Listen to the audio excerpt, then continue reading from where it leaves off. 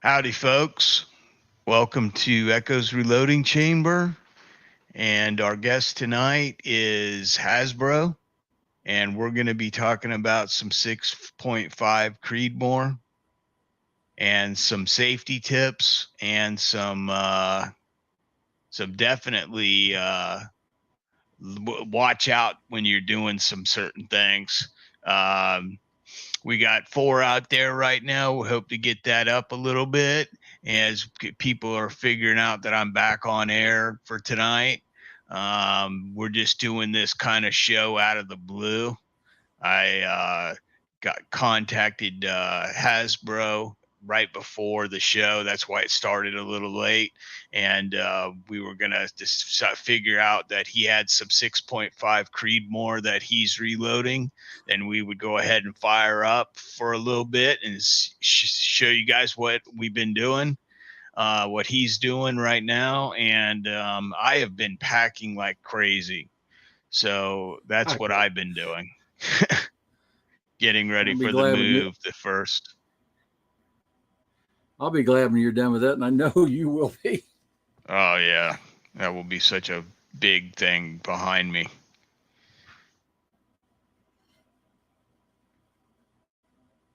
I'm trying to see my chat, and for some reason, I can't see it. Oh, there it is. I guess I'm not talented with the. You want me to go through who's on so far? Yeah, if you want to, brother. AR, I guess, couldn't make it tonight. I texted him kind of late. If he jumps in, so, he can resume duties. Yeah. So we got on with us tonight. CW, well, me, but I'm just chatting. Dale Probe, 67 Rebel, Michael Hurtnick, welcome. Let's see who else we have. Old guy or old one guy. So welcome. I'm not sure if that's everybody. Everybody that I see is chatted so far. Yeah. Quest for the Perfect loads in. Oh. Yeah, 6.5 need more. Wait till you see what I'm going to show you. I like that. That's funny. Yeah, it is. That's what I've been hearing. That's when that cartridge first came out. The funny thing was, I was like, "This is supposed to be some super cartridge." I was like, "It looks like a neutered 308 cartridge, neck down." And I was like, and everybody was like, "Oh no, Dave, this is the cat's meow right here." And I was like, "Really?" Because I mean, this was when the cartridge first came out, and I'd never heard of it before, but I knew 6mm and 6.5mm in the past have been very accurate, So the actual just bullet size for some reason is a very accurate round. So long story short, I was very interested in this cartridge. And then like now everybody, and ever since the beginning, I was saying, well, it doesn't seem like it has a lot of anything more than its flat shooting. I mean, so if we really wanted to look at it, I mean, it's a short, it's a an intermediate action. So it's basically it's in the same category as a 308, and the 308 hits with much more horsepower, but it's just not as flat as shooting, and the cartridge is not as geometrically shaped as good. Those long skinny bullets just have a very, very, very high BC and very low drag coefficient, and that just lets them sail effortlessly through the wind.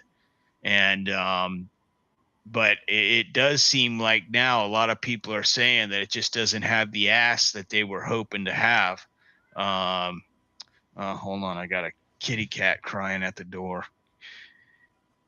My little baby. What's the matter, girl? Come here. Come here. Come here. Sorry, guys. I got my co-partner here on my my little girl. She's coming with me to Texas, so she's all seeing all these boxes, and it's making her very nervous.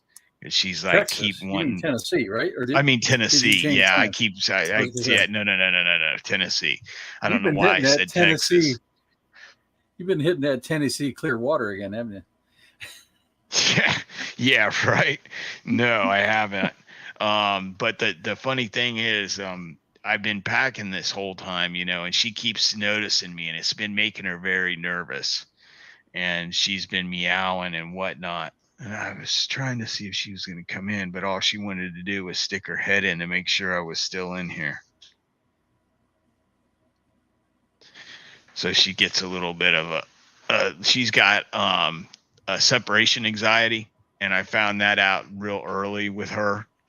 And basically, she had that when we got her, and so she's a little bit gun shy. When I'm away from her, she gets very worried. Only you would have a gun shy cat in a reloading chamber. Yes. So what's going on with the 6.5 Creedmoor tonight, Hazzbro? This is one of those cartridges, just like 300 Blackout, that I said I'd never build, and yet, like an idiot, I built it. So it's like 300 Blackout. That was the bandwagon cartridge, right? Just like 6.5 Creedmoor, it's a bandwagon cartridge, and there's a ton of ammo made, whether you can find it or not, and a bunch of people making guns for it. And I kept resisting. I resisted 6 or 7 years, probably. I mean, it's been out more than that, I think, right? Probably close to 10 years it's been out. And so I have this Remington 700 5R mil-spec rifle, right? This is supposed to be the best FTR, entry-level F-class, or one of the best, anyway, options you can buy off the shelf. And so I went down that rabbit hole, and I still shoot it, and it shoots amazing. And it went down, everything from neck turning to run out, and just everything possible to, neck bushings, everything to dial this thing in. And then I kept shooting a buddy, and all he does is shoot Savages. That's all he has. It's from 223 up to 338 Lapua, and he didn't have just one. This is probably like 10 rifles, different things in that range. And every time I shot his Savage, I hated the bolt, but the accuracy was crazy good. And I thought, man, so I kept resisting 6.5 Creedmoor and Savage. And what did I do? Go out and buy both. So I got a Savage Desert Tactical 110 that I decided, okay, I'm going to start working on it. And I bought it early this year. And the very first ammo I shot out of this thing, I shot a .38 MOA group at 100 yards. Oh, wow. After I did my break-in stuff. And I'm going, holy cow. And then I didn't have one. The first 5 rounds I shot through it was 1.2 MOA. Okay, so then I started shooting the rest of my break-in rounds. It was just a random charge that I put in it. And it kept getting smaller. And then I shot factory loads of this Hornady 147 grain match ammo. It shot .48 at 100 yards. And this was 20 rounds into the shooting of the gun. And I'm going, okay, maybe it really is less sensitive than a 308 to dialing in a real specific group that'll really tighten up. So I shot a few more rounds. I ended up somewhere around 50 rounds that day after cleaning and messing around for 3 or 4 hours. And the next time out to the range, I picked the load that shot .38. And this time I stretched it out to 200 yards because I have a contest tomorrow at the Hyde. If you see his channel, you check out the Hyde. Steve's a really cool guy. And so I'm going there for a 200-yard bench contest with this thing. And I've been my throw weight, and I finished second, and I finished third. And both times I kept losing to another Savage. I'm getting ticked off. So I started down the rabbit hole with this 6.5 Creedmoor. So I loaded up that round that shot .38, went to the range, decided I was going to practice. And I shot 3 to 4 inch groups at 200 yards. And it's like, what's the deal? Well, you know, you can imagine everybody, and Eagle Eye, he really pushes this. He goes, you shoot 100 yards, you're just lying to yourself if you're trying to shoot long range. And it's like, I'm shooting tiny groups, but what they are, they're either converging, right, at 100 yards, Yep. or they're diverging, right? Yes, They're they're getting either closer or starting farther to apart. get closer, or they're starting to open up at 100. To really see what That's they're going to do, exactly. you got to see 500 yards. So my .38 group at 75 might have been one hole, but 100 it was opening up, and at 200 it definitely opened up, right? Right. So fortunately that day I had gone. That was the end of my box of these 130 grain ELDs, 130 grain version of that, right? And so I thought, oh, I'm gonna go ahead and try 140s because I have 3 boxes of those. I'm gonna try 140s, and I just picked a load, 38. Now, for anybody who wants to use this, you're on your own. 38 grains of H4350, right? And the 140 grain bullets. And if I can get this thing to, if I can bend this target enough in here, every group on the paper was sub .7. Okay. This is 200 yards. Okay. See the size of my fingernail? Yeah. This is 4 rounds, and this is the 5th round. I'm shooting at dark. I mean, it was at dark with a 40 power scope. I couldn't see squat. I was watching the center of the target, center of the dot cross these lines and try to guess when I was exactly in the middle. And I put 4 in the same hole. That's a .27, awesome. .27 MOA at 200 yards. Oh, and even though I threw this one in, it's .41. So it's like, well, that's pretty good. And then I looked over here. This is the other target. There's, 2 here, 1 here, 1 here. And then that one I knew I screwed up. And then this one, 3 in the 10X. This is the 10X for the competition target we're going to do. 1 in the 10 and 1 out. And it's all the same load. So when I know I can't see out there because it's so dark, I'm going, that's pretty good. So what I'm doing tonight is loading up that 38 grain load and heading over to the hide. So Steve, if you're watching, I'm coming for you. We're going to see what happens. The jerk behind the trigger usually shows up. How's that spelled, Hazzbro? The hide, like hive or hide? Yeah, the and then space HIDE. HIDE. Okay. Yep. And I'm trying to pull a link up so I can drop it. He does 4 or so different contests during the year, and they're invitational. So you have to know him and you have to be able to shoot. And he screens people, but that's okay. Yeah. And so that's what's going to happen tomorrow. So what I'm doing tonight is just simply trying to duplicate that load. So I shot it with once fired Peterson brass. So it's in fact the same brass here, except this is twice fired now. But it's been annealed. You can probably see here. This is what I did on the anneals machine last night. And it just does a really nice job. It's very consistent. It does really good. I'll probably get there where it doesn't focus anymore, but right in there maybe.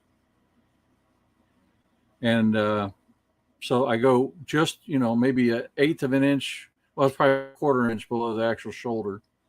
And put the line longer cartridge. Yeah. This is just, they're temperature bands, right, as it's cooling off. But we see the shiny line. It's just above it, supposedly, where it is close to the right temperature. I had done the Tempelac testing on these before, so pretty confident in that. This doesn't happen to be the Peterson brass. I just had somebody just annealed in addition last night, so that's what I thought it'd show. But this is the actual brass. Peterson's expensive, right? Right. It's not quite as bad as Lapua when you can find it in general, but it's still $100 100 basically by the time you get done with it. Yeah.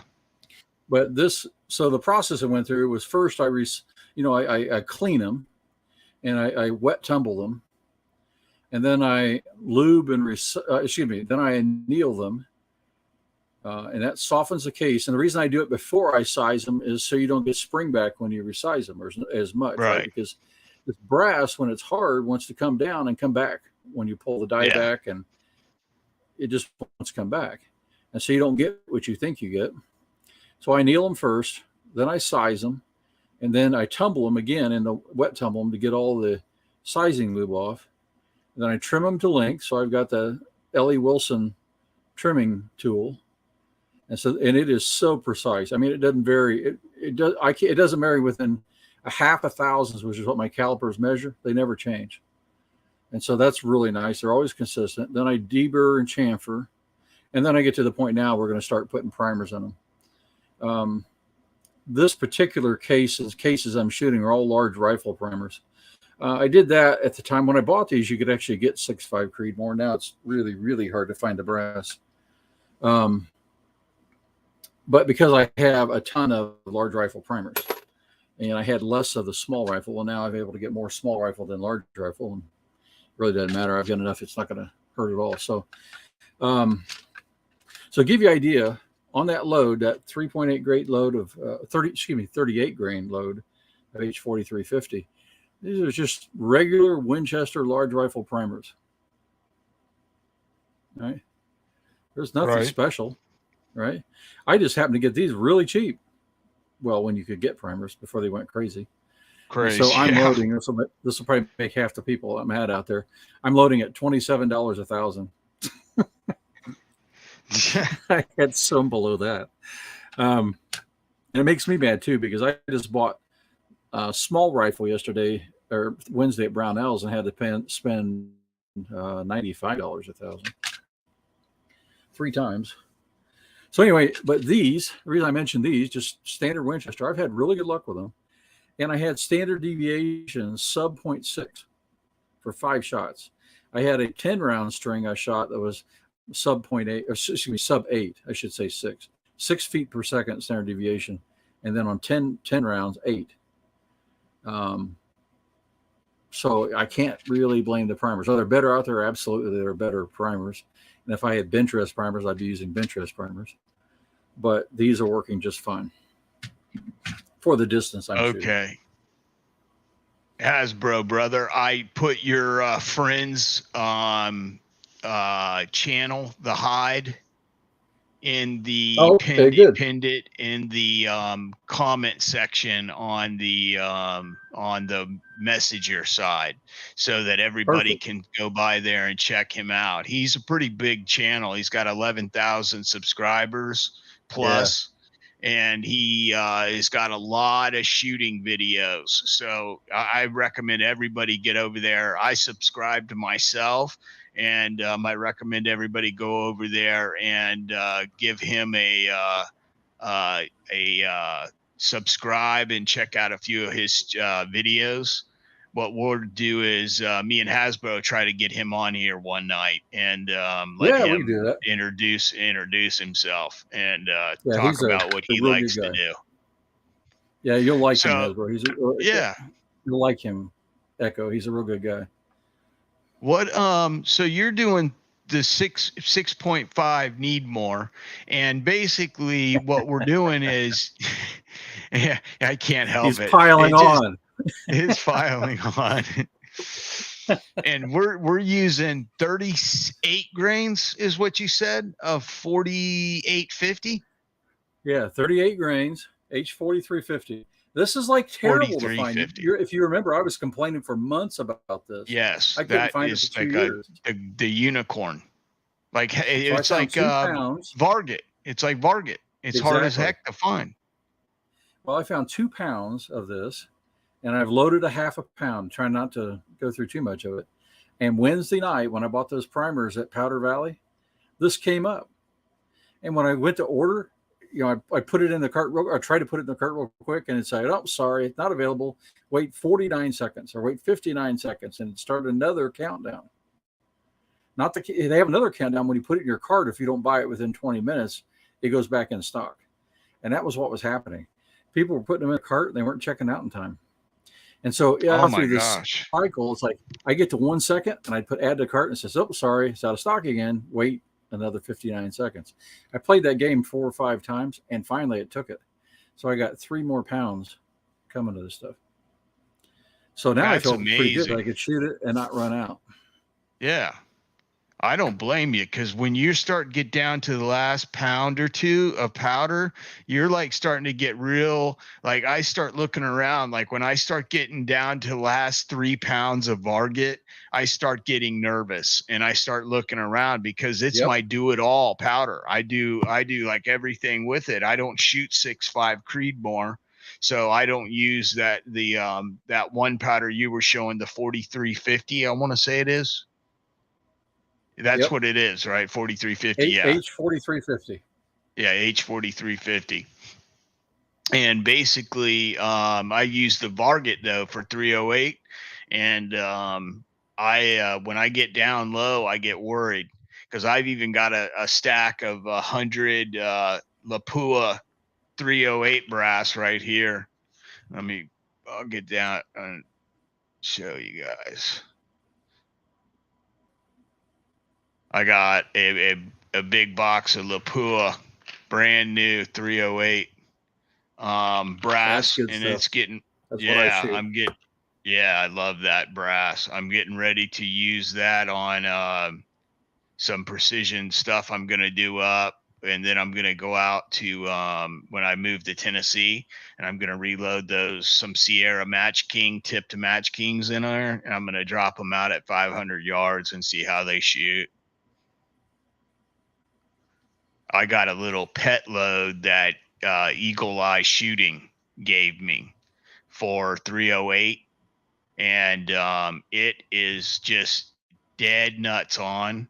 And it's within each rifle that I've put it in so far, it's within 3/10, either positive, negative. And I'll share this with everybody out there, but use at your own discretion. 168 grain match bullet, like a Sierra Match King or an ELD match.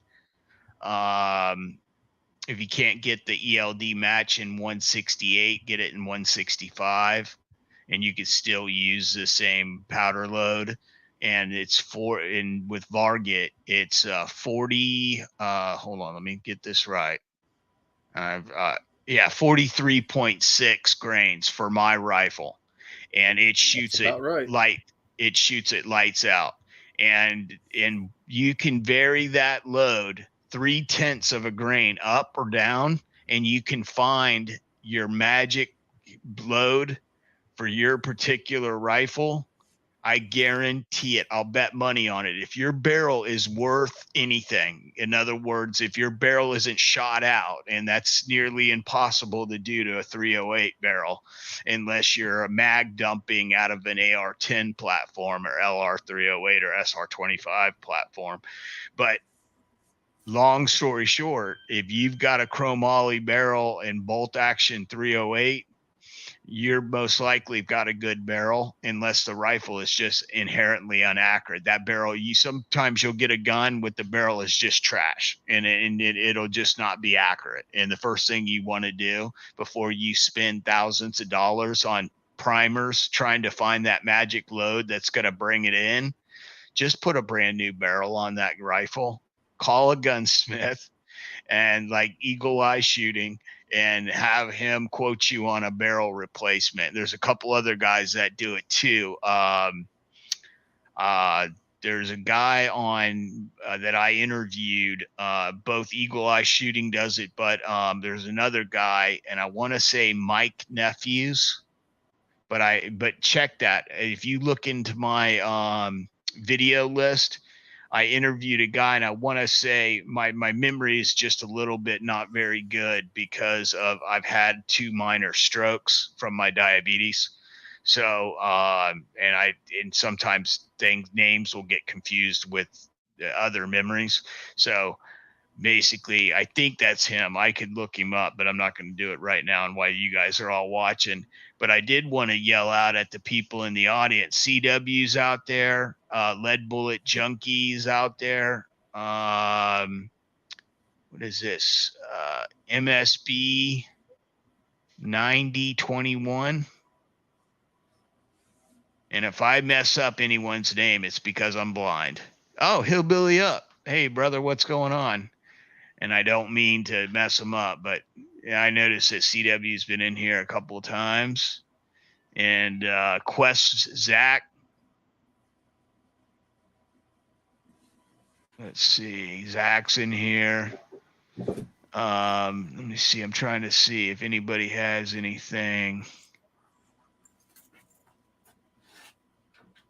If anybody has any questions or anything for Hazzbro, please just pop them up, and I will start checking and see, and I will blow them up if you got them for Hasbro, and that way you can see. I'm not used to doing this. Usually AR does it, so I don't have to do it because I can't. Reading the side chat's kind of hard for me. But anyways, long story short, so Hasbro, where are you at as far as you've annealed your brass, and then you go and you resize it, and you say you do that so that you don't get spring back? Yeah, exactly. Sorry, I was grabbing another thing to show you a rabbit hole that Eagle Eye sent me down. We'll talk about that one in a minute. Yeah, so I've already cleaned the cases once, lubed, resized. Well, excuse me, let me get the sequence right so everybody knows. Clean the cases. I just don't like junk in my dies, and they will size easier if they're clean, right? Yes. So clean your cases. Then I anneal them on the anneals machine. I got a lot of videos on that if people want to see it. Probably too many. I kind of went off the deep end on that thing. Way off the deep end. But then I anneal them, and that softens them, right? It relieves the case hardening that happens, or the hardening, I should say, case hardening, the work hardening. And then I lube them and resize them. And so the reason I do the annealing first is if it's hardened brass, it tends to have a spring effect. Even the soft brass will do it a little bit, especially if you don't have enough lube. But you'll push it down, and the shoulder and the neck will go in, shoulder will go down, and the outside of the case, because I'm full length resizing, will come down. But if it's hard and you come back off, it just springs back, and you can measure it. A couple 3,000. Sometimes it's really bad. Usually thousands is common, and it'll just bounce back to where it was, especially down here in the body and the neck. You can do your cartridge base to shoulder with the gauges I have, and you can measure that and see how much it bounced back. Well, when you anneal it, you see almost, when you get it properly annealed, you don't see hardly any of that. And it's really critical then especially the cartridge base to the shoulder in that dimension. And that's so you consistently chamber and you'll have hard bolt closing or in a semi-auto to make sure it always reliably feeds. But then the neck has a lot to do when you anneal it with your neck tension, right? Because we make this diameter smaller than the diameter of the bullet by, in my case, 2.5 thousandths. And then when you press the bullet in, it swells out, and that tension of it trying to come back where it came from is what the bullet in place. Little, and you'll get, bullet can come out. It could stick in the rifle. You can do lots of things. If it's in semi-auto, it can come out, and that's a very bad day while it's loading. Too heavy, and you see pressures build and inconsistent velocities, especially there. And so it's annealed. It's pretty soft. I've actually found at times I get it too soft and I can deform this case. But so anyway, that's the step I'm at now. These have been sized and annealed. Or excuse me, I still keep saying it wrong. They've been cleaned, annealed, sized, cleaned again, and now I'm going to start putting primers into them. These are just some other. I told you it's really hard to find brass. So I went in the local gun store, found 81 cases in their range brass that they sell for $22, and it's mixed. That's a good deal. Large rifle and mixed small rifle primer. But I thought, for playing around, I'm going to have at least 81 more cases because it's terrible to find. But let's throw those back out of the way and keep them out of the mess. So that's where I'm at. I'm going to start loading or start priming. And then in my sequence now, I run an RCBS Chargemaster Lite, and it does a phenomenal job. But then from these guys, I have their cases here to hold my bullet comparators and stuff. But from E3D, I have these little adapters that go on the end. I think I showed these once before, maybe on your channel, Echo. So sorry, everybody, if you've seen this already. But these little adapters go on the end of the let me blow feeding you tube. up, okay, so that you can show what you're. All right, there we go. Yeah, so that slips over the feed tube coming out of the machine, and makes it reliably or more reliably feed. And so when you get down, it has to index it's a 1/10 of a grain accuracy. It actually does a little better than that, but that's its LCD resolution, and it just makes it tick out 1 or 2 grains at a time, and it feeds better. So even the stick powders I'll get, like Varget, I'll get as reliable feeding as I do ball powders. So they sell these, and I don't know what it was, $4 or $5 for 3 of them. It's not much. And what was the company? E3D. I also have these boxes. Let me pop this lid off. They're magnetic boxes, magnetic lids, right? And I keep all my. It's just a nice way to store your bullet comparators, and headspace comparators. There's a thing for it too. But when you put them together, they put magnets in them. And they're 3D printed, but the quality of them is really high. So that's I like really those. nice. Help me keep organized. But anyway, that was a really long way to get to the point that I dispense a 1/10 of a grain low using this, and it'll be really close. And then of course, I calibrate both of them. But then I come over to this Creedmoor Sports TRX 925 scale, and this is a precision lab scale. And they say it goes to 1/100th of a grain, and that's exactly what it reads to. So that's its resolution. But I found its real accuracy in testing, and again, I got videos on that because I kind of went down another rabbit hole. Its real accuracy is 0.03 grains over a large enough sample size. Well, plus or minus 0.03, close enough, right? Yeah. And I'm getting, I've gotten down to 2.7 standard deviation using this method in 308, and I've gotten sub 0.6 now pretty consistently in my Creedmoor, and I'm getting better with that. I like that scale you have there. So that's pretty good. Oh, yeah. It's a Creedmoor AR's in the house. Hey, AR. Hey, I'm still asleep. I'm trying to wake up. drink some coffee. So anyway, that's what I do. Then I 0.1, I trickle up to my value, and then load a case. Now, loading the cases, I've had lots of funnels. I haven't bought that. I think it was CW, maybe CW. You can chime in there if you did. I think it was maybe you the other night showing I think it was a Lyman set that had the metal inserts and all that. Oh yeah, that looks really nice. That could, for $24 or $27, that could be another purchase I do. But what I did was I found on Thingiverse a 3D printed funnel, and this thing actually sets down over the cases 308, 6.5 Creedmoor, 223 perfectly. And so I printed out a couple of these, and you think, okay, well, it's plastic, it's going to have static problems. It doesn't. It doesn't have feed issues. It doesn't bridge. It doesn't do any of that. And, I set it up in the printer and walked away and came back an hour later, and there it is, maybe 2 hours later. So that's my precision funnel, 3D printed. Ah. I have the Lyman you're talking about. Oh yeah, I was thinking about getting those. Yes, I have that here. What do you think of it, AR? Because I've been thinking about it. I can actually set it on most brass and just let it sit there and then dump powder in. I just drop it right there down on it, and it sits there. Sits there real good. That's pretty nice. So it's 3D printed. It's yeah, and of course I can just keep making them when I need them. But you can, let me get a view over here so you guys can see it. But there's a 6.5 Creedmoor case, and just drops on and sits there. And I've never had any powder leakage around it.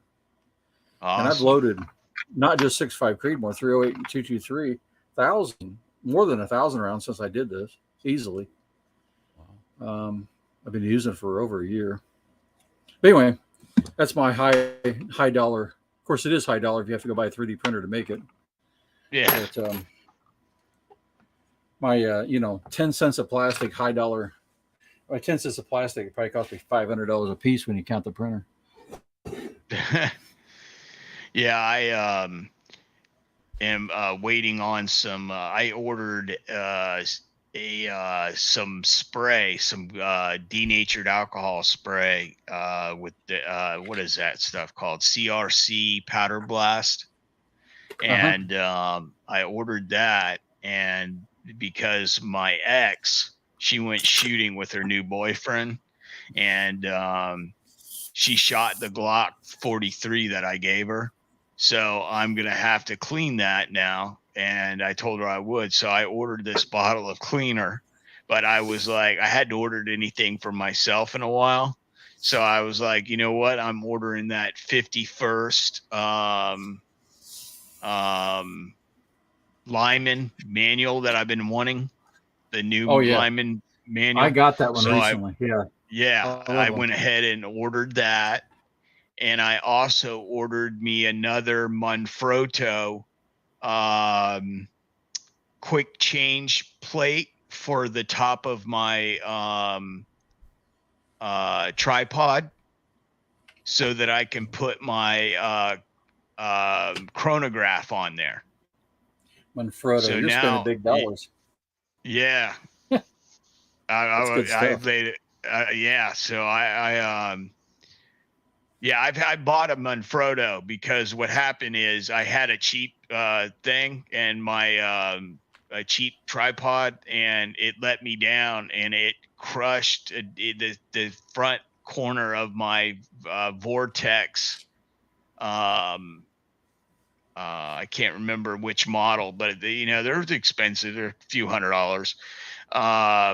It's either the Razor or the one right underneath the Razor. Spotting scope. So I sent it back to Vortex and they replaced it. And they sent it to me, and they said use at least a tripod rated for 5 pounds. So I went down to the store in Orlando, Clono Photo and Hobby, and bought a tripod and spent like $300 and got a Manfrotto carbon fiber with a floating head. And now I can order the little replacement top pieces and be able to change between my cell phone, my spotting scope, and now my chronograph. I need to get that model number from you, Echo. Yeah. So I can get that. But so what's going on, AR? Well, here, are you watching the side chat? Yeah, man, I was sound asleep. I didn't even know what day it was or anything.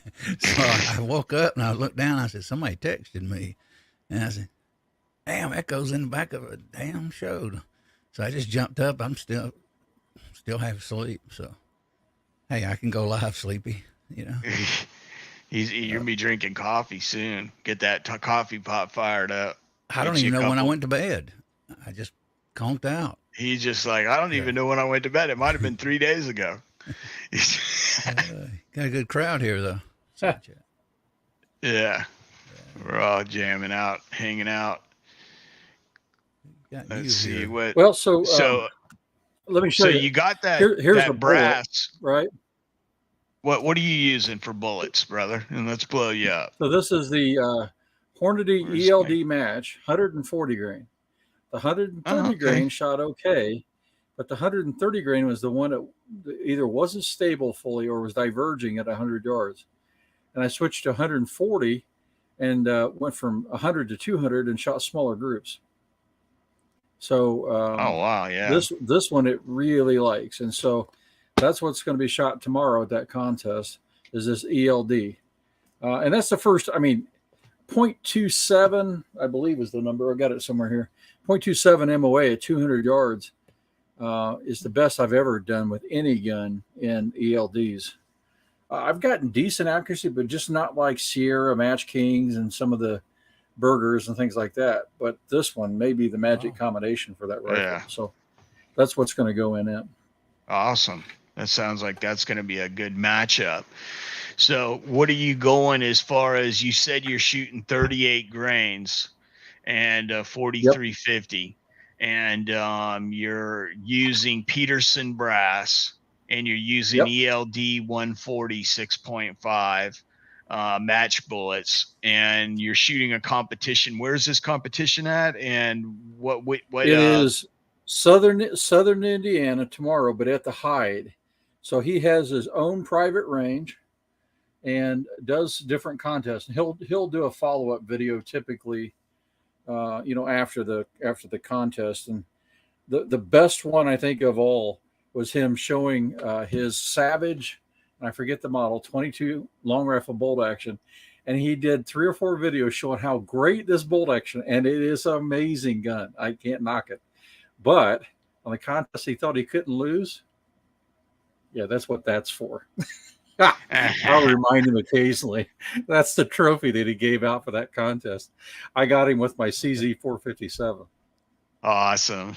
And that's you hilarious. Just could not believe. All of a sudden, I found, SK rifle match was like the magic load in that gun. And I shot, it's their IBS bench rest targets we were shooting. And I shot out of 250 points, 248 on the first target. And I'm thinking, there's nobody's going to keep up with that. And he's tied with me. And then I shot 250, a perfect target. And out of 25 shots, I think I got 17 X's or something crazy like that. And so then I was only up by 2 on him. And I should have pulled away. And the last target, the weather had changed. We all shot a little bit lower than that. But yeah, he's got a video because he was shooting so good. He goes, there's no way I can lose. And well, he did. But I've been there. How's it going, Michael? Good seeing you guys. Got Dale out there, MacMan out there. Yeah. Go ahead. There's MacMan. What's up, brother? Yeah, so you were saying now you're doing these shoots, and these 140 grains seem to be your perfect load for this particular rifle. And this rifle you're using is a Savage, correct? Or 110? That's correct. Savage 110 Desert Tactical in 6.5 Creedmoor. So does it come with a bull barrel on it? It does. It comes with a heavy profile barrel. What's the inch? That's aluminum chassis, that right? Works. Hazzbro. I'm sorry. That's aluminum chassis on there, right? Is that what has one of that's buried inside of the plastic stock? So yeah, it's got that chassis buried in it. I got you. So it's not just aluminum bedding; it's tied between the 2 beds and the rear receiver bolt with a whole aluminum piece inside of that plastic stock. So I think that that really, it's a good system. Now the stock has this inserts and stuff you can change for your cheek and for the length of the pole. Right. And it's a relative. It's nice. It's not perfect though. It's by far perfect. It didn't fit me, so I had to put a butt pad on it. Where it wraps around the top like I use on my F-class rifle to give me a little more cheek purchase on it. But straight from the factory, I've done no modification other than tuning the trigger on down. Now, I didn't polish anything. I just adjusted it and checked my trigger pulls and checked to it's safe. And it's a 12-ounce trigger pull right now from the factory. And I've got a replacement trigger that'll go to 4 ounces, and I haven't even put it in. I may just sell it because this trigger is so nice where it is. It breaks clean, and anyway, straight from the factory, more gun. And then I put a what's the thing? Athlon 10 to 40 scope on it. So it's got a super fine reticle. You would not want to go hunting probably with this thing. It's so fine. Unless you're hunting in broad daylight, you're going to be like me. You're going to be hunting around at dark trying to find the dot. And it's not illuminated. But it's really fine. And at 200 yards, I'm looking. Let me show you that target again here real quick. And that's 10 to 40? That's a hell of a 10 to 40. So if you look at this diameter, right? I believe, if I remember right, that's 0.85 inches outside to outside. Well, here I can find out. I got calipers. Those Savage are good shooters. I've had about 4 of them, different models. 0.8, yeah, 0.875. And you're exactly right, AR. I've shot several Savages, but I just never want to buy one because I hate the way the bolt works. It jerky. It kind of wants to. You too, yeah. I'm not fond of the bolt action on it. Yeah, the action reminds me of a Mauser action. It's kind of clunky. Yeah. So, anyway, this is 0.875 inches, right? When I'm zoomed in at 40 power with that scope, it is so fine. The inside ring is the same diameter as this 0.875, and my center dot is just inside of that at 200 yards. So that's awesome. Maybe that's helping me cheat, but I don't care. I'm going in with everything I can against these guys. I'll be shooting against a guy with a $5,000 rifle. So yeah, give me a break. Yeah, and how many inch barrel is that gun? It's 24, 26, maybe 26. 26, maybe. I think someone can check me on that one, but it's 24 or 26. I think it's 26. But everything from the factory. I mean, it's just a beautiful thing. Literally, the only thing I did when I got it was I took the stock off and I started working on the trigger pull, not modifying it, just adjusting it and checking it with my digital gauge, put it back on, torqued the receiver bolts into it, just trying to make sure I get it consistent. And I just sort of did a little online search. What should these be torqued to? So I came up slowly and torqued them up and did all this kind of stuff and shot it. It was really, that was it. So anyway, that's shooting really good. Before I forget, I want to show you this rabbit hole. And if Eagle Eyes is on tonight or he watches this thing, this is a rabbit hole he's got me down. And I should complain and maybe put some bad comments on his channel for doing it, because these are a lot more expensive than $54 a 100 now. But that's your 308 bullet, a 220X hybrid from Berger. Yeah. For shooting 1,000, it's like you're shooting it slower, and it takes, it's a pretty high pressure round when you shoot that heavy bullet, but it's so efficient through the air. It kind of now keeps up with a 6.5 Creedmoor as far as staying well supersonic when you get out past 1,000 yards. The Creedmoor will still go farther, but as far as staying supersonic. But anyway, he's got me down that rabbit hole. But I'm not buying any more. That's it. I don't care how good it shoots. That's it. I'm going to get a box of that too. What are they, about 60? You said 60 cents a piece? Well, that's $54 in tax. And the cheapest I've seen them now that you can find them is about 75. So I'll sell it to you for 100. Special deal. If I had an extra box, it'd be yours. That's the only one I have right now. That's okay. I will get one. All right. So I don't want to take up too much more of the show here. So I'm going to continue on as do powder and bullets and get them all ready for tomorrow morning, because I got to go shoot at noon there tomorrow.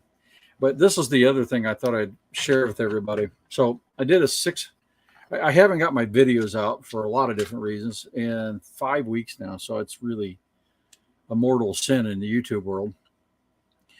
But I got another one I finished. I just got to finish editing and it'll go out. But it has to do with this. So this is a quick release mount. It's a good mount from Riton. But this is what was on my 300 hammer. And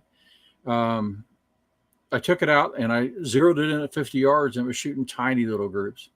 And I went to 100 and I get like 2 at 11 o'clock and 2 at 4 o'clock and go back to 11 o'clock. And it would, and then, I get like, tiny sub half-inch groups at 50 yards and 3 and 4 and 5-inch groups at 100 yards.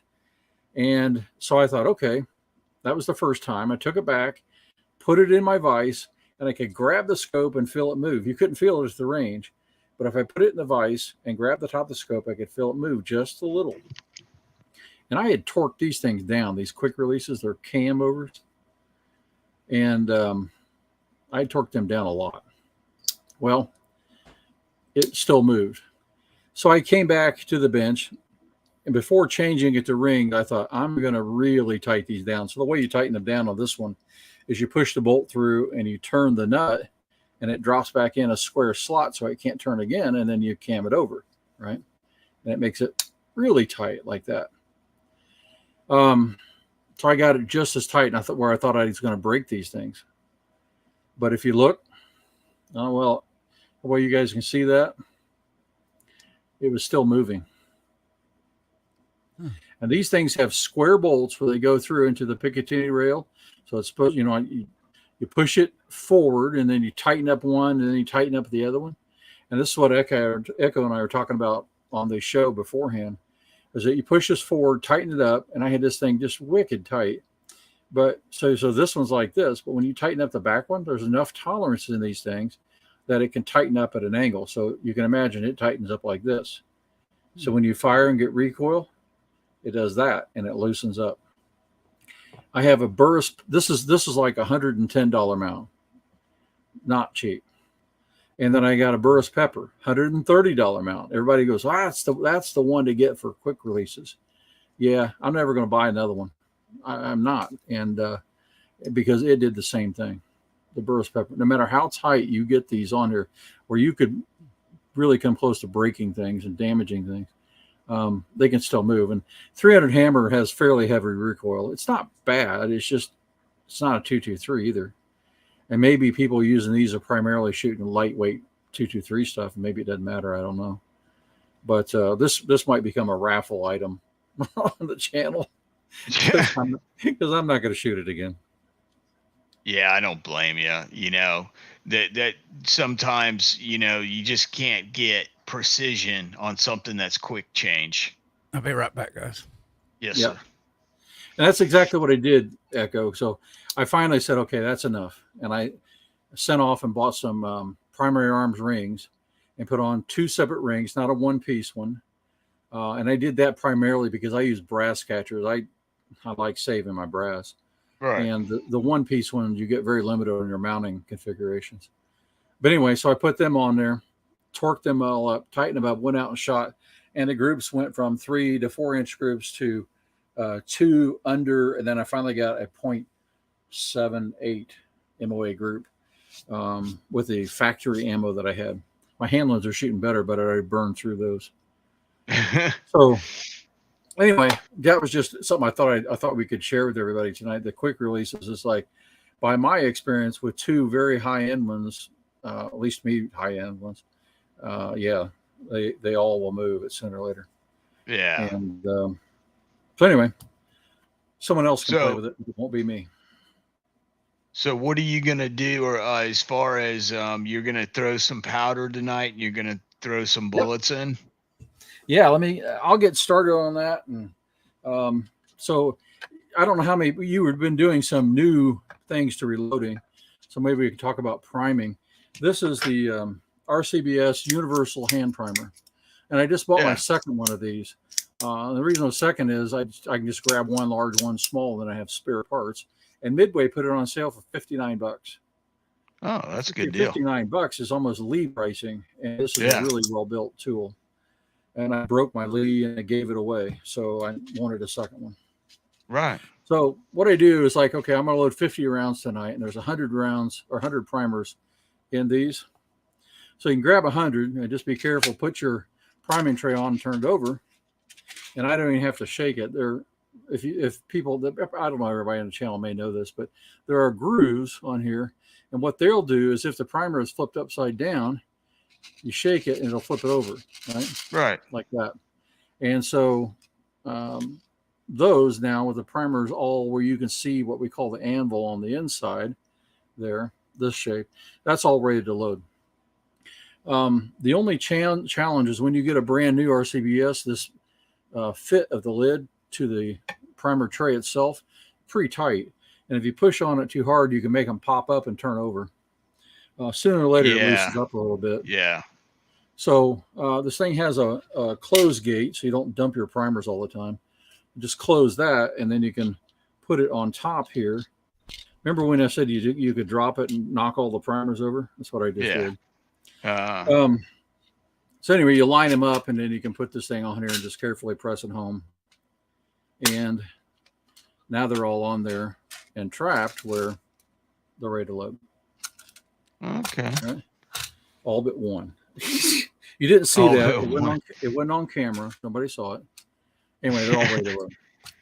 So I like this one because it's well built. It's metal. You know, everything's nice and solid. Right. You don't have to have special holders to hold the brass in. It just slides in, right? Then you put this thing on the back. I don't know how well I'm showing that, but open up the gate, primers drop in, squeeze it till you feel it, and you can get a real nice feel for how well it is. And then if you haven't done this, I always run my finger or the opposite hand over the top of that primer. And your finger will feel a thousandth of an inch chain. Well, I just make sure it's sub-flush. I try to make sure it's all the way down no matter what, but certainly sub-flush. That's important when you do semi-automatics. If it's sitting up and you go to automatically load around and that bolt comes forward, you could detonate it before it's in position. Yes, you can. So always make sure it's at least sub-flush. Mm-hmm. So anyway, MacMan mentions that one-piece mount. He says they're the worst. Never use one again. Apparently, you can go through them pretty fast. You know. What is MacMan saying? Those one-piece mounts are the worst. I would never use one again. He says. Apparently, they have a reputation. I didn't know that. Yeah, good. So it's not just me. No. But anyway, I just thought I'd share that part of it with you, and then. Oh yeah, yeah. I'll shut up. I've been talking too much, and then I'll. Oh no, I enjoyed it. I was listening to you. I enjoy listening to you because I like to hear what you're saying on what you're doing and how you do it, and get the more people that can chime in on how they do it, and you get 10 different ways to do the same thing. So you're gonna come up with your own way. No matter how many videos you watch, how many books you read, you're going to come up with your own routine that works best for you.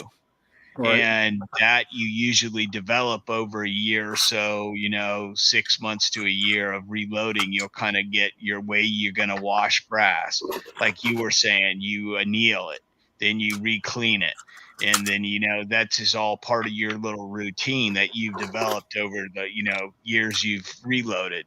And the more stuff you get from to help people, the more ideas you can have, that mode, they may think like, oh, I never thought of doing it that way. I'll try it that way this time and see if that's a little easier. And sometimes they'll find a way that's a little easier than the way they were doing it. And that's what we're here for, to try to give you as many options as possible. Dale Pogue mentioned earlier, he says he had 5 touching rounds, that is, at 285 yards with his AR-10 with 140 grain. Wow. 240 grains in a 308? 140 grain. 140 grain. That's what I'm guessing. 6.5. Mm-hmm. 6.5, yeah. That sounds like it. 6.5, I'm probably guessing.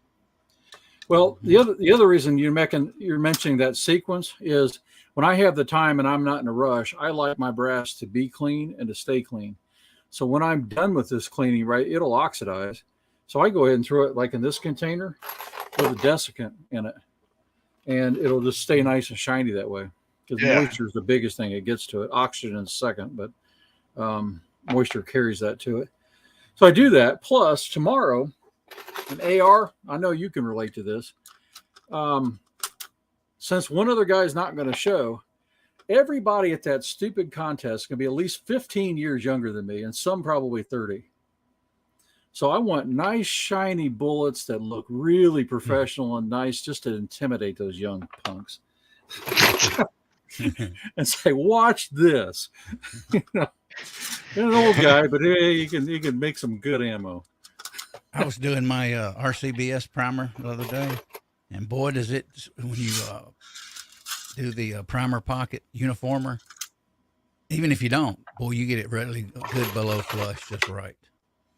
Oh, not 223. This thing works great. So I'm happy. Yeah, I got to try that because I like that one. I think it might be even faster.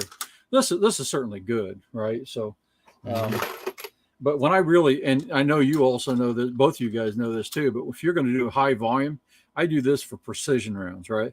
I'm not going to sit here and do this all day for 9mm. It's not happening. Yeah. So I'll throw that on the Dillon.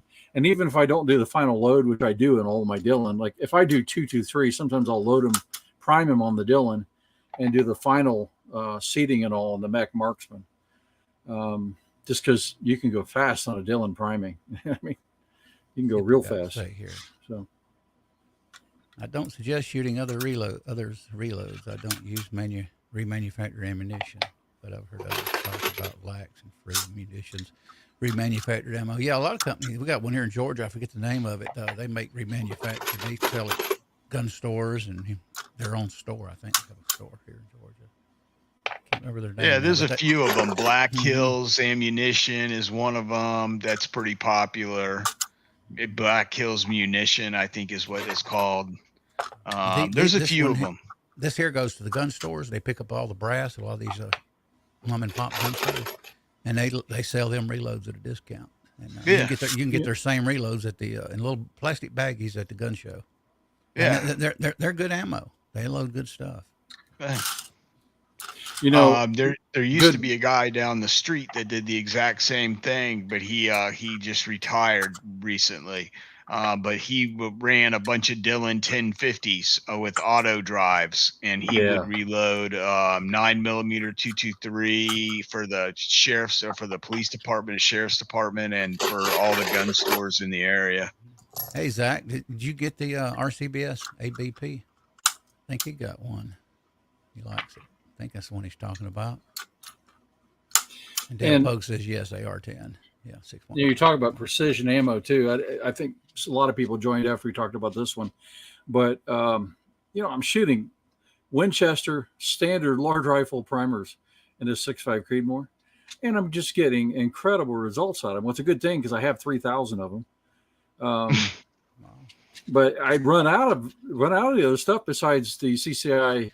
Or the CCI, not 41, but the large rifle military 31. 31. I have those, but I shoot those primarily like in AKs because of slam fire risks. Right. So I have these, and I'd run out of my CCI large rifle ones, and they're just performing great. Now, I don't know. Winchester makes good stuff. I've been spending a lot of money on primers, and I shouldn't have, evidently. Well, Winchester, they make a lot of stuff for the military still to this day. They won the contract back at Lake City, I think. That's owned. Winchester's doing Lake City now. I want to say. Oh, supplying brass to them? Brass, primers, bullets, the whole 9 yards. Huh. Well, have you ever shot 308 brass, Winchester 308 brass? Yes. Yep. When I go to shoot, I was doing just practice, but when I was shooting FTR or F-class stuff, I was using them for my primary loads because they shot so well that Winchester brass did. Give my LePou a little bit of a break. I think I've got. Quest got the Forester brand. Okay. Yeah, I Quest did get the Forester brand. I saw the video that he did. Here's some let's see here. Get it for you. Some Winchester 7.62 by 39. Yeah, that's good stuff. Mm-hmm. Yeah. That's like gold. Yeah, I've got a bag of Starline and 2 bags of Winchester. I'm going to be reloading a bunch of AK because I'm going to shoot my AK in Tennessee. I've heard some people say that Winchester brass don't reload that often, that much. It's kind of cheap. On my 308, it's been amazing. Amazing. I'm 7 rounds through my Winchester brass, 7 times through. Wow. And I'm probably 10 through my LePou, so I don't know if Winchester lasts as long yet, but of course, I'm annealing, and trying to take care of my brass a lot. So, last one. Do you have an applause button or anything? An applause button. Done. Yeah, we'll give a round of applause here. Pity. They got Pity. a machine for it though. Yeah, the old guys. They got a machine for it. Yeah, I almost bought it a long time ago. That we need the applause machine. That's what we're gonna get next for people that need applause. And you remember what else we're gonna do? AR, you're in on this one. You don't know about this one. I got the link still. I got the Amazon once you get moved, I'm gonna get some and I'm gonna ship them to both of you guys. That's gonna be hilarious. We're gonna do an episode where we come on with ZZ Top, glasses and beards, and we're gonna invite Chris from the 740 on.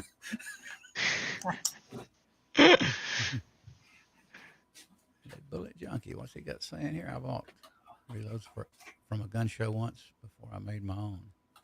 I would recommend it.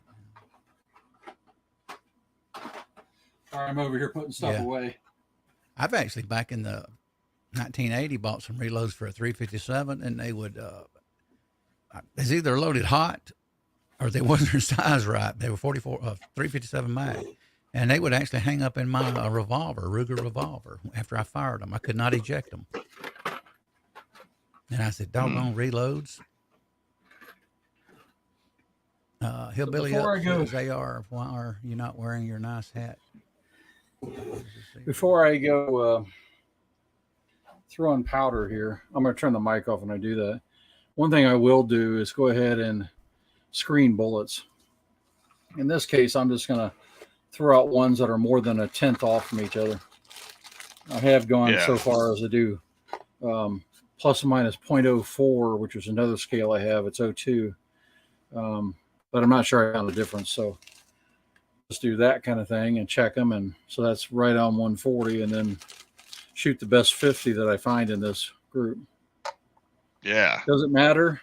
I don't know if I have any evidence saying it matters, but it can't hurt. I mean, if you're taking all the variations out of the projectile, out of the bullet weight, the powder weight, and eyeballing the cases and weighing them or for capacity, you can't ask for more than that. I mean, even weighing the cases will get you close, getting the cases within a tenth of a grain. Well, I told you in 308, I went down the rabbit hole of neck turning and case volumes. And, I got the plugs and I did all the case volume and water grains of water and all that stuff, and I don't know. I think the neck turning was useful because now every time you'll have exactly the same neck tension when I was using the bushing dies. I think I may follow what what's his name? Dang it, his name just jumped out of my head. I know his name. You don't even say it. Don't even say it. I hate that guy. Okay. That guy. But anyway, he was saying to use expander mandrels. And it makes some sense to me to use them. Oh yeah, I've been using. Yeah, let me tell you something. Now I don't know. I think I know who you're talking about, but but the bottom line is this: expander mandrels work. All right, if you are say you're sizing your 308 brass and you're bumping the shoulder back a couple thousandths. As long as you're kneeling that brass and making it nice and soft, you're not going to get as much spring back, but also you're going to get consistent neck tension. So what I'll do is I won't use the expander ball at all. The entire decapping pin expander ball assembly, I leave out of the die. And I'll set the die up to bump back 1/1000th and a half of the shoulder. And then what I'll do is I'll take that brass at 1/1000th and a half back, and then I'll run it back up in the into my Sinclair expanding mandrel die, and with a 30 caliber mandrel, and open that mouth of that case up with some of that Redding. It's neck Graphite? lubricant. It's made out of graphite. Yeah. And you just dip it in you dip it in the balls, the little plastic balls, and you get the graphite on the mouth and the neck of the case, and then you run the mandrel up it in it, and you get consistent, and you get run out that's less than 1,000th. So you're kind of doing two things there. You're making the consistency of the mouth tension the same over all the brass, plus or minus a 0.5 You know what I'm saying? With your little bit of spring back that you may get even after annealing. And that's kind of what I do, except I've been using the bushing method, right? Pushing from the outside, right, instead of leaving it small and pulling the specific mandrel through it. And it makes a lot of sense because pushing down the mandrel, the case is stronger. Or when you pull up, you can expand that neck more. So the mandrel makes sense to me. I just haven't gone down the rabbit hole buying, 3 or 4 different sizes. I have 3 different size bushings, and I've settled on one. And I neck turn, whether it's my Winchester 308 brass or my Lapua, I neck turned them all to exactly the same thickness. Yeah. I really don't have to worry about the brand anymore when I do it. My setup never changes. Yeah. But I think I'm going to do that. I'm going to get that Sinclair and try that. Yeah. I have it. What die do you use that you use bushings with, Hazzbro? Which one? My bushing dies are Redding dies. Oh, okay. That's what I got. But my seating dies are Forster. They're Forster micrometer dies for the 308. But to be honest, I'll pull this one out. This is what I'm going to seat with in a minute. This is the Hornady New Dimension. I don't know what they are, $60 dies or something. And then I put this little $20 micrometer adjuster on the top of it. And I still get runouts less than 0.5 of an inch, which is what's in the background. The dies are good. There's no doubt. The dies are good. They're good for the money. But I think it's that floating design on the mech marksman that really allows them to align much better than normal. Yeah. Brook loader. And there are other presses that do, stuff like that. But forget that. Okay. Yeah, I call this my Yellowstone hat. It's the one like the show that Kevin Costner. It's a good looking hat. Yeah. That with some sunglasses and a beard would be really funny. I haven't had a beard since 1984. What I mean is when we get Chris on. Yeah. Yeah. Chris is hilarious, dude. That's why Echo's been on the Georgia shooting channel here, or Shooting Connection, several times here recently. I'm in the background calling him the beardless brother. Like the guys in Duck Dynasty, there's the beardless brother. Oh yeah, what was his name? I still watch them on a podcast on YouTube. He's the one that's a preacher, I guess, and he's the beardless brother. Yes. Si's got his own show. Phil did have a show, and they do a podcast sometimes every day, every few days. They got something on that Fox Nation streaming thing. I don't have that yet, but I would almost buy it just for their show. I love those shows. Mm-hmm. Yeah, I like your hat there, 6-shooter. You guys are going to be laughing at me. I'm going to listen. You have not even seen the outfit that I'm going to be kicking when I go to Tennessee. Listen, I have no cold weather clothing because I'm a Florida boy. I've got 30 pairs of Bermuda shorts. So they're all military style, Bermuda shorts. And I'm going to get a pair of long underwear with the old school where the behind comes down, with the 2 big buttons. And I'm going to get that. I'm going to put on my BDU shorts and I'm going to put on my combat boots.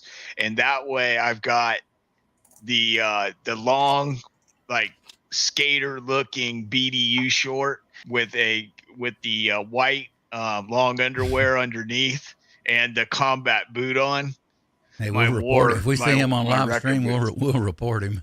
We'll report him. Sporting that outfit down there, you're going to be hearing banjos for sure.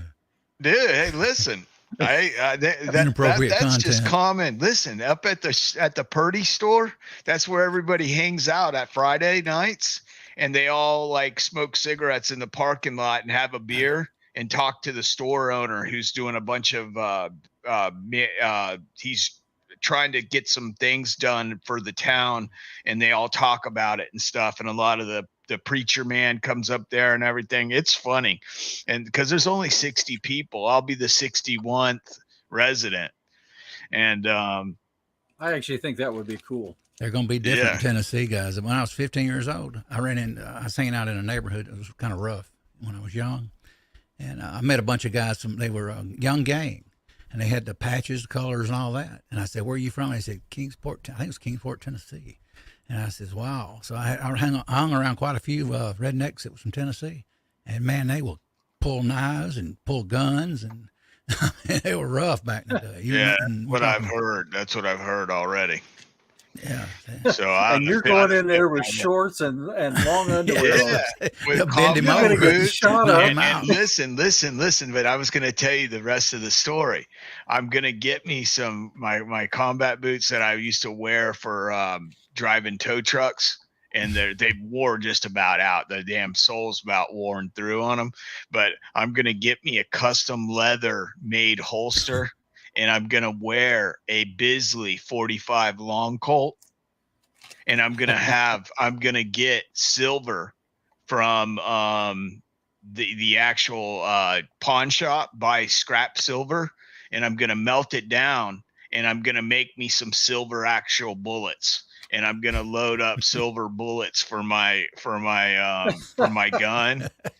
And I'm going to be walking around with a stainless Ruger Bisley and 45 long Colt with silver real bullets, and my pirate patch, and a cowboy hat. I used to hang around a guy back in the 80s. All I hope wore a is you patch, can Vietnam. run fast. His name was Chick. He had a nickname Chick in all the clubs, and he was a wealthy guy. He'd always sit around with that black patch on and be drinking. Talking, and we hung around. He had back in it was 1986, 87. He had a sports car, Jaguar, and it had a phone in it. 1987. You know how expensive phones were in 1987. Oh yeah, it was like $15 a minute. And they would charge you a minute as soon as you started talking. It didn't matter if you talked a minute or 10 seconds. I'd be in the bar. I'd use the phone back then. I had a beeper. He says, "Go to my car." So pretty soon I got to get riding around in this Jaguar. I'd call all my girlfriends up while I'm in the Jaguar, man, 1987. I go, "Hey." They go, "Where are you at?" And I said, I'm riding down the road to another bar. They go, I said, "You come in the bar tonight?" And the girl said, "Yeah." I said, "Okay, we'll see you." And they said, "Where are you calling from?" I said, "A car phone." I thought that was unreal back then, that time. And they said, "We'll see you at the next bar in 5 minutes." Hey, Uncle John, Hillbilly Up's with us. James Pollard's with us. Broke Loader 2, 67 Rebel, Quest. Uncle John, good to see you guys. Been a while, especially for me. I hadn't had this hat on in a while. I thought I'd just grab it when I mentioned that hat. Dale Pogue, Quest, HIPAA. McMahon joined us. Andy 79Z28 was with us. Michael Hurtnick, good to see you, Michael. Reloading Weatherby joined us. Good to see you, Reloading. Met him the other night. Is that the guy that was on the other night that was doing the Weatherby Magnum stuff? Yeah. Yeah, I got to meet that guy. That was pretty cool. I shot, the only Weatherby I've ever shot was a 378 Weatherby Magnum. And I shot it twice and swear I'll never shoot it again. It hurt so bad. But it was like $6 a round too, so that really hurt.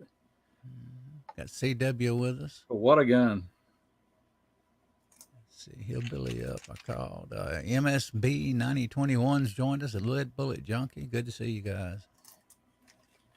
Tactical Fudd. G-Web's joined us earlier.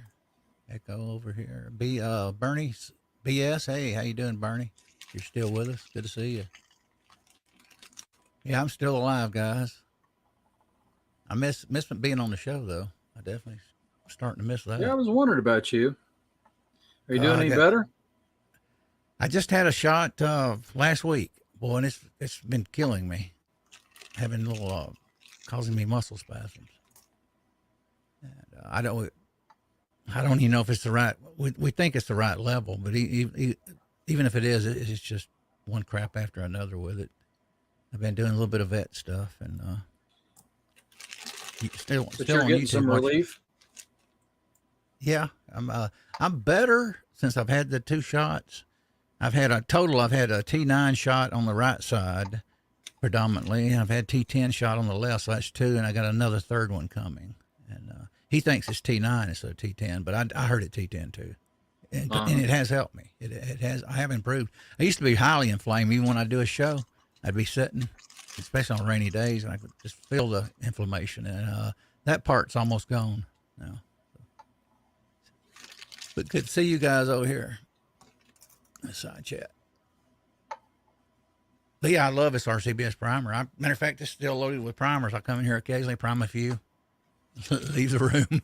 I mean, at first I didn't know if I like this tube, but I like this tube because I just keep primers in it all the time now.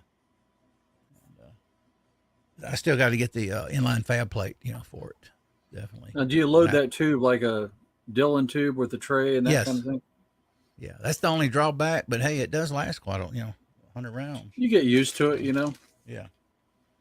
But, and then it does below flush every single time. Now, with the 223, you'll have the occasional little hiccup, a little rough, you know what I mean? Because it's right. NATO brass. But typically, if I ream it right, though, it goes right in, no problem.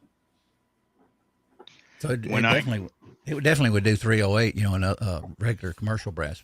Perfect. So, go ahead, Nick. What were you gonna say? Can you hear me? Yeah. I'm gonna. I have to excuse myself for just a second. I'll be right back. Hold on for just a second. Yeah, appreciate the prayers, Hillbilly Up. Yeah, I'll be on my 3rd one here probably in the next 30 days. Wow. And, that's the most I've taken in way before COVID. Sorry, I have had 3 or 4 a year. Yeah, about 4 a year average. And now they can cut back the dose and actually do 5 and 6, they say. But it's not good to get it. It affects your health if you. It's actually called the death drug. Yeah. If you get too much of it, it'll end up messing you up, destroying your health. But I'm still doing my sit-ups, crunches, therapy in the floor every day. I started that on my own. The only thing I didn't do this summer is go swimming, and I usually do because it's got so hot at my old age, guys. I couldn't handle the heat out there, to be honest. But this winter I'm going swimming. I'm going to start metering and throwing powder, so you tell me if that's too loud, okay? Okay.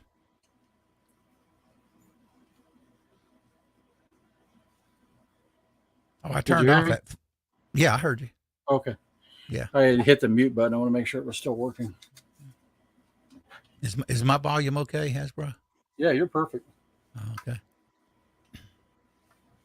All right. Now I'm going to find my reloading book. That's Great Outdoors is another good leather worker. Haven't seen him make leather. Yeah, Mark Thomas, he does leather. He does a lot of leather for guys in our community. He's usually over here with us from time to time.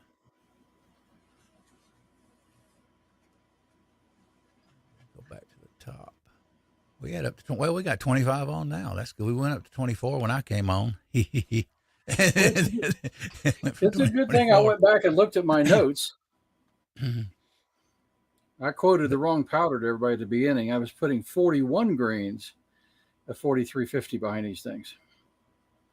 2.8 inch overall. So I got good thing I wrote down. I try to keep pretty good notes and make sure I know what I'm doing. Yeah, I make notes. I use a brass prep sheet that I got from Jamie from Georgia. I blow it up on my printer and I print them out. Fill them out. I did do. What was that again? I didn't hear you. I used the brass prep sheets, copies of PDFs that Jamie gave me. Oh, okay. Georgia Shooting Connection. I was using index cards. Yeah, and I probably still will sometimes. I just grab these more heavy cover notebooks, and I'll keep like all 6.5 loads are in one book. But maybe it's not the best, but it's kept me organized so far. I use those work good. I use what they call those books. I forget the name of them. Hang on, got a bunch of them.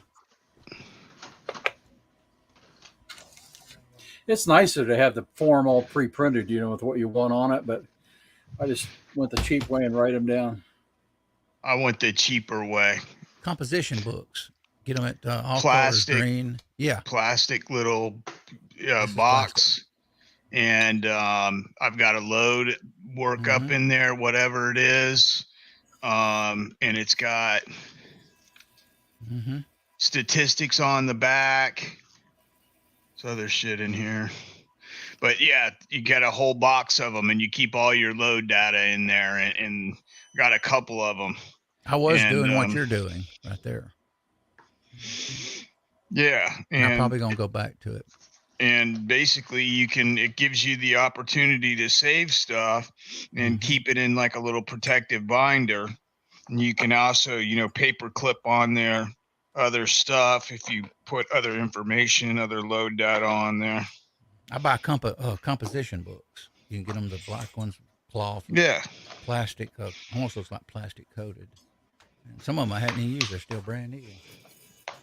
And then I got notebooks too, like Hazzbro or somewhere. Regular 3-ring binders. As I about fall and bust my ass on all this stuff in here. Hey, Vanessa. Good to see you. What she says. I am making a double loop wire notebook with Write in the Rain. Oh, I like Write in the Rain and a Pacific Vellum graph papers. I am doing this list because I can't find one. I bought a Write in the Rain thing here a while back, orange, in case I drop it in the woods.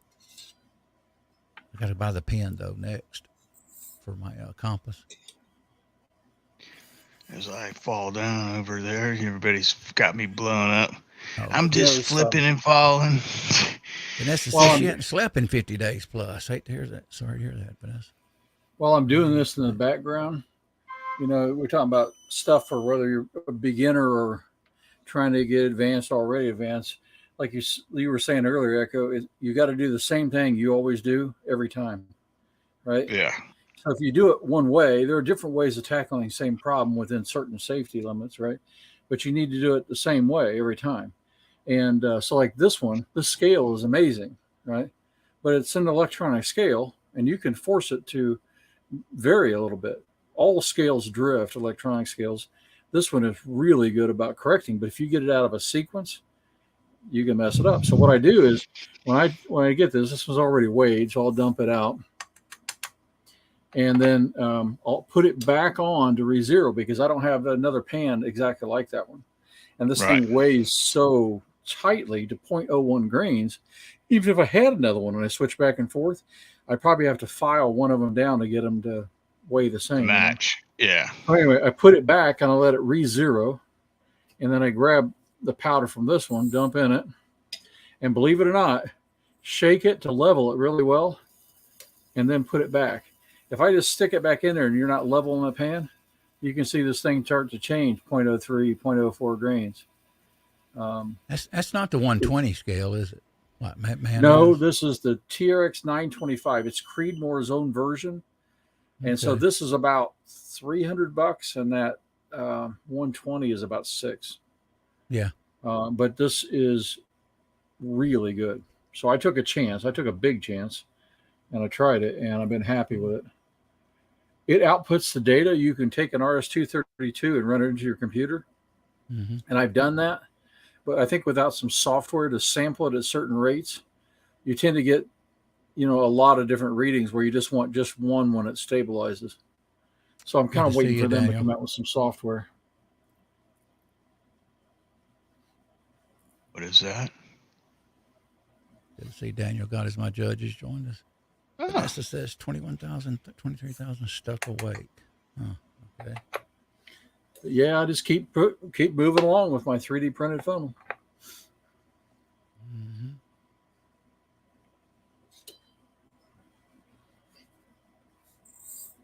I'd like to buy Extreme Hardcore Gear has some powder funnels like you got there. It's kind of, except they're aluminum. And, Who? AR? Extreme Hardcore Gear. Extreme EX? Yeah. Okay. Yes. Yeah. And they're about 28, well, they were $28.99 or $30. I don't know what they are now. I haven't looked. Are they available on Amazon? Sometimes. Yeah. And they actually sit down, actually a little bit better than the lineman. They actually more form to the case, each individual caliber, like that one he's got, except they're aluminum. Hey, Jer Bear. Good to see you, man. And we got the whole crowd showing up tonight. We're getting ready to run into Georgia shooting hours. Are you going to be on that tonight? I'm not. I've been on Chris's show lately with Jamie, doing the beginning reloading for beginners. He's doing, and that's a good thing for me, a chance to holler out for that. This Wednesday coming up, make sure you tune in to Chris from the 740. And he's doing a show on reloading for beginners. And I'm participating in the panel. So come by there and check us out Wednesdays at 9 p.m. Eastern Standard. Is that still going? Yeah, that's still another going. One? Yeah, he's doing a few of them. He's breaking it down to little parts. Okay. So it's easier to digest. So where are we at now? Are you putting powder in bullets? You've already primed cases? Yeah, I've primed them all. So now I'm just working through when I'm not letting myself get distracted. Oh, okay. Sorry. Not a good thing to get distracted when you're doing the powder. But I'm trying to get this plus or minus 0.02. I'll accept plus or minus 0.03. But like that one's perfect, dead on.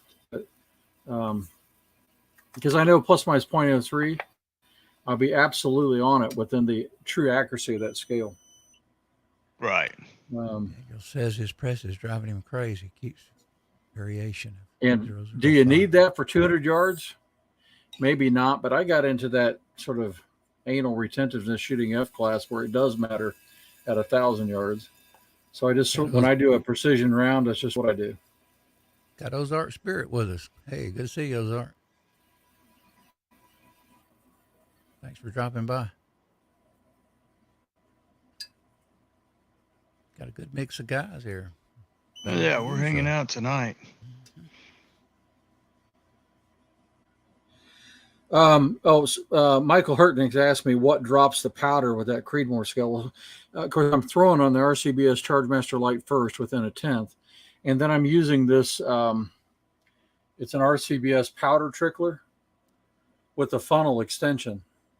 And you have to have that because of the size of the top on this scale to get to get it over far enough to hit the center and drop down. So let me maybe zoom up here a little bit. You can see that. Yeah. So this thing, my other powder measure or powder tricklers wouldn't sit far enough over it without sitting on this. And I don't want the weight of anything on top of my scale. All right. So I have it come over. I'm going to print a 3D printed piece. It'll sit beside and I can use any of my powder measures. It'll sit up and come over. But I just haven't done it yet. So that's what I do. And then I trickle up. And in this case, this one's over. So I'm still trying to remove just a little bit. I can take that cover all the way off. But with the air conditioning running and the airflow, I just like not having the airflow over the scale. So I leave, it's a 5-sided box. I take one side off here and leave the rest on there. There you go, 0.03. So that's close enough.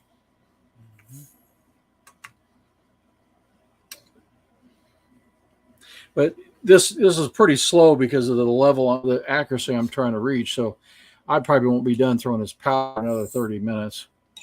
You can go much faster. I'm just taking it really slow. Yeah, because you want to be real precise.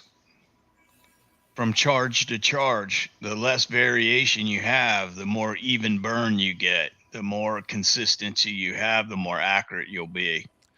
Hurtnick says, Yeah. What drops the powder? He's dropping it in the Yeah, RCBS. that's what I was showing there. Mm-hmm. He's using the RCBS. What is it that called, the Charge Master Lite? I think that one is. I think that the RCBS Charge Master Lite, and he's doing it within a tenth. Yeah, within a tenth of a grain, and then he's using a trickler, and he's trickling it up to where he needs to be within 0.003 tenths of a grain. RCBS has a new powder thrower. They have a new one now. Again, called the Supreme. Yeah, that's like $1,200. No, this is 400 range. It's kind of, I think it's replacing the 1500.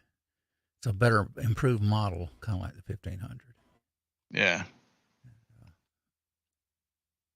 I think they may end up phasing out that 1500 is what I suspect. What, the expensive one? Yeah. No, $300 and $400 one. Yeah. Oh, okay. Yeah, they made another Supreme. It's a little bit more advanced with some improvements. It's about the same price range. So that's why I suspect they're eventually going to phase that 1500 probably out. But no, you're talking about the one that's about $800. Yeah, yeah, $800 or $900. I know they were asking $1,000 at SHOT Show for it. For that kind of money, guys, I'll buy a lab grade every day for 5-year warranty. Yeah, exactly. Give me a 5-year warranty any day of the week if I'm spending over $300. Looks like we lost Hazzbro there. He may have internet failure, or he may have just dropped out. Have a good one, Jared Bear. Yeah, go ahead, AR, and start winding us down out, because we're at 747 right now, and I want to give us a little bit of buffer for Georgia. Hey, appreciate you guys dropping by this evening. Sorry I was late. I was asleep. Very rarely I ever jump out of bed and jump into a stream, but I said, hey, I'll do it anyway. Hey, we had Uncle John with us, CW Hazzbro over here in the panel. Appreciate you being here. 67 Rebel, Michael Hurtnick. I think I called you guys earlier, but I'll call you again. Quest for the Perfect Load here. Let's see, Dale Pogue, Raleigh Carvelis is with us. BS is with us. Bernie Sanchez. Michael, Tactical Fud. Echo over here in the box. The Hollywood Squares. Lead Bullet Junkie, Dale Pogue, Quest for the Perfect Load, CW, MSB 9021 joined us. There's Hazzbro. I'll let you put him in. Let's see. Hillbilly Up joined us. Good having you here. Yeah, there we go. Sorry about that. It's all right. Elon Musk got mad at me and kicked me off. Pac-Man, he jumped in for a little while. G Webbs was with us. Reloading Weatherby. Appreciate you dropping in, Reloading Weatherby. Who else? Dale Pogue. Andy79Z28 was with us earlier. James Pollard. Hippo was with us. I just call him Hippo. Who else? Quest. Andre D'Angelo. Appreciate you dropping in, Andre. Michael. Let's see. You know, 7 Rebel SST AMC. Thank you guys for dropping by. You had a good crowd here. Yeah. It went from 20 to 25 for a little bit. Yeah. Doing good. When I dropped off, it went up? Yeah, no. When I come on, it went up. Oh, okay. It did. It actually did. 5 people. It's the hat. It's that. It's that. Good seeing you guys. I don't know.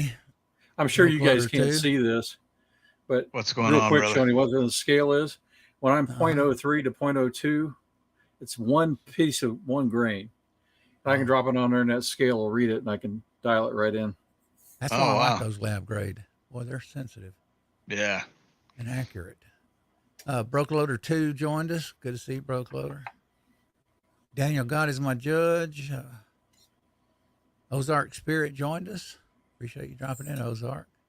Come over here more, man. I'm going to try to throw up some morning coffees here shortly. Start doing them again. May call them something else. Maybe a noon at the reloading bench. Who knows? Ozark Spirit, Hillbilly Vanessa. You get people all around the world, don't you, in your morning coffee? Yeah. Occasionally, yeah. I've been talking to a few other guys from over in Europe too lately that I haven't done publicly. I get guys from the UK. It's their late night, younger gentlemen that are up late and they like reloading and stuff like that. They'll catch me and they'll stay up. Yeah, when they close the pubs at 3 a.m., they hop on your show. Yeah. So, what you got going on, Hazzbro? I know you done said. What was that, AR? Cover what you're going to be doing. No. Before we sign off real quick. You're going to be shooting, right? Oh, me? Yeah, I'm sorry. Yeah, tomorrow I'm going to the Hide, and he put that link in there. I'm going to go do a 200-yard contest. You can have front rest only on a bench that they set up, and he's got a real nice, it's a private range. You shoot through a tunnel in the woods. It's really cool, a heavy woods that he's just cut the trees and made a straight tunnel out. It's the coolest place to go. Really nice. You're in the shade. Really good group of guys. So that's what I'm doing tomorrow. That's what I'm preparing all this ammo for. So that's that. I'll be trying to finish over the weekend a 300 hammer video, which has to do with that mount problem that I showed earlier. So the 300 hammer is finally shooting sub MOA, which it better. It's an expensive barrel. So that's good. I'm really encouraged with that. Now I can get on to having some fun developing loads for it. But the whole reason for that gun is to go boar hunting. So just like the 6.5 Grendel, I went down a long rabbit hole with it. But it's really for me to go down to a friend's in Texas and shoot boars. Sounds good. Awesome. We're running on 7:52. We got to get out of here. Yeah. All right. So that's it for me. All right, man. All right. Well, thanks, Hazzbro, for you. coming on the show tonight and checking it out and reloading the 6.5 Creedmoor, or as we say, need more. Ladies and gentlemen, thank you very much for hanging out with us for almost 2 hours. And you have a good time on Georgia Shooting Connection, which is coming up next. Everybody take care and have a nice evening. Later, guys. See y'all. Bye-bye, y'all.